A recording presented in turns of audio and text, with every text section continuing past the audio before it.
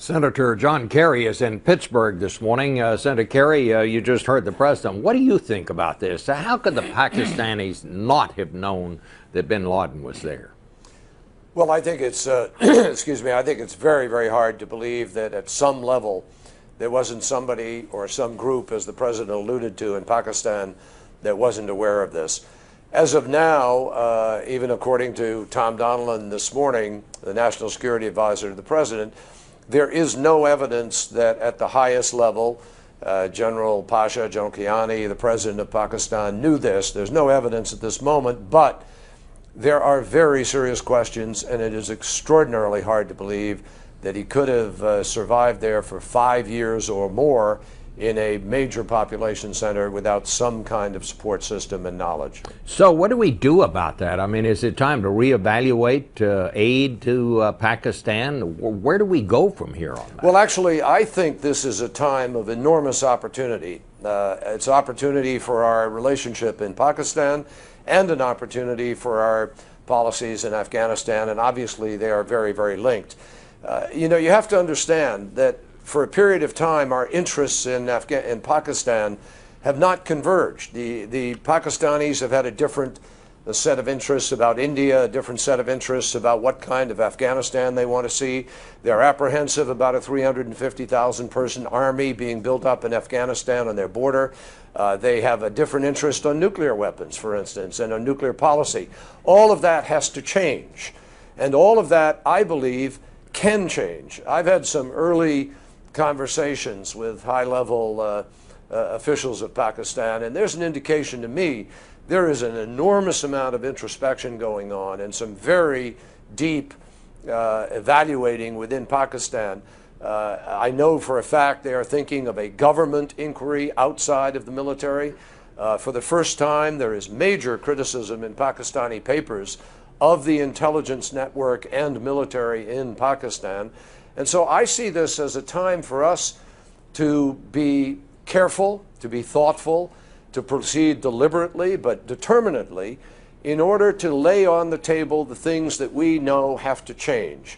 The relationship with the ISI, the double dealing, the attitude and frankly wastefulness of resources towards India, the question of cooperation with respect to Afghanistan.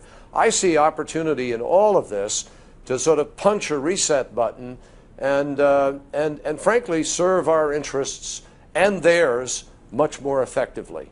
What if they don't? What if they don't see it that way? Do we just go it alone without them? Well, here's the difficulty, and I think Don Rumsfeld will ratify this. That, you know, we rely on the Pakistanis for the transfer of our major supplies to Afghanistan through Karachi and through Pakistan.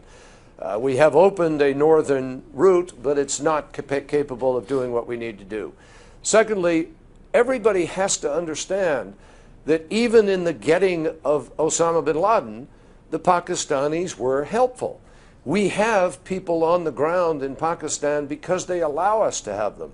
We actually worked with them on certain parts of the intelligence that helped to lead to him. And they have been extraordinarily cooperative, and at some political cost to them in helping us to take out 16 of the top 20 al-Qaeda leaders with the drone program that we have in the western part of the country. So it's a mixed bag. It always has been, and to some degree may be. I believe this opportunity now allows us to urge them to see the ways in which their interests really are not where they have perceived them to be, and hopefully there can be a readjustment. If there isn't, then we're going to have to sort of decide how we meet the interests that we have to the best degree possible, not raise the expectations on other things, and kind of muddle along. The National Security Advisor, Mr. Donilon, you just mentioned, told me to press this morning that the information gathered at bin Laden's hideout was the largest, this is a quote, the largest single cache of intelligence from the scene of any single terrorist. Yeah. Do you think this means that's the end of al-Qaeda?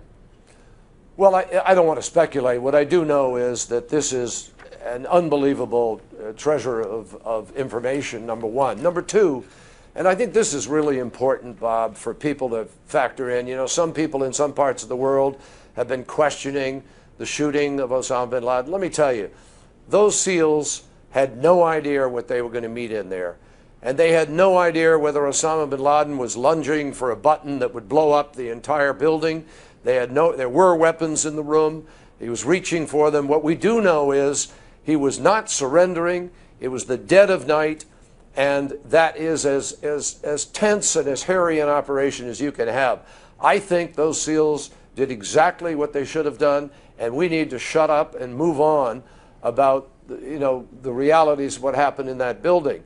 The information that comes out of it absolutely underscores the degree to which Osama bin Laden was actively running, plotting, organizing, recruiting, engaged in the entire management of al-Qaeda. This man was not retired. He had not stepped back. He had not receded into the shadows. He was not irrelevant. He was, in fact, the center. And this was the home office that we succeeded in now putting in our possession and in Pakistani possession. Hopefully, it will lead to the breaking up of plots that may have been imminent. It will lead to their operatives. It will lead us to people in other countries who may have been supportive. There may be information about financing. There may be information about their operatives in Pakistan or elsewhere. It's extraordinarily important. We're told there was information there and documents enough for a small library. Yeah.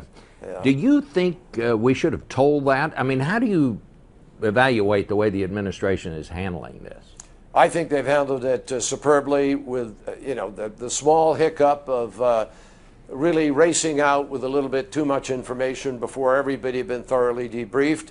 That is not unusual in a wartime event where as you get more information, things kind of come together. I don't fault them for that at all. I think it's just the nature of the beast. But in every other respect, I think they have done this strategically, thoughtfully. I think the burial at sea, the fact that they have not released the photo, all of that I completely agree with. And I think, frankly, letting these folks know that we have this information is actually a way of deterring certain activities from taking place. They may go underground a little more, but they're going underground at a time where we have greater knowledge as to who they are, where they were, what they were planning, and what they were doing. So I think they're on the defensive, significantly so, and I think strategically the administration has done very, very well. You're headed to Afghanistan next weekend. The president's promised to draw down troops there this summer. He says we will be totally out of there by 2014. Do we need to scale back our efforts or get out sooner now that we found bin Laden? Has the mission, I guess what I'm saying here, has the mission changed? Well, the mission hasn't changed. The mission is the same, which is to disrupt al-Qaeda and prevent them from using Afghanistan as a sanctuary. The question is, can we perform that mission more effectively? Can we do it in a way with less troops, with less footprint in Afghanistan? And one of the things I'll be looking for, particularly in my conversations with President Karzai, is how they may view our ability to be able to change the posture in ways that work for them and for us more effectively. I think we have the ability to have a different footprint and still accomplish our goals. What do you see happening there now? Do you see us scaling back, though, Senator, or do you see us, should we move more quickly than we have? Well, that's the judgment. That's exactly why we're holding the hearings that we're holding, Bob. We've had 2 hearings out of some 3 weeks of hearings that are planned. Secretary Gates, Secretary Clinton are supposed to testify. One of the reasons for going there next week is to get the latest input from Afghans and from our military personnel and the ambassador and his team on the ground. It is possible I will also go to Pakistan and see what could come out of this effort as I've described. And all of that, all together, will help decide what we can do. What's important is, I've said this since the beginning, what Pakistan chooses to do and what happens in Pakistan, in fact, can have more to do with determining the course of events in Afghanistan than almost any other single thing. If out of this Osama bin Laden event, Pakistan now decides to really engage in a very different strategic relationship. If they go after the Fatah, if they were to say, we're expelling all foreign nationals who are here illegally, if they have a different ISI relationship with us, if they were to move to engage in a different kind of cooperative effort on the ground, that could significantly, and I do mean significantly, change the dynamic with the Taliban, the possibilities of reconciliation, the possibilities of negotiation, and ultimately the numbers of troops that are in Afghanistan. Remember, no military leader of ours, and I think no civilian person, has said there is anything but a non-military solution to Afghanistan. We have to have a political solution, and I think we have a better chance of getting that now. Senator, thank you so much. Good luck on that mission.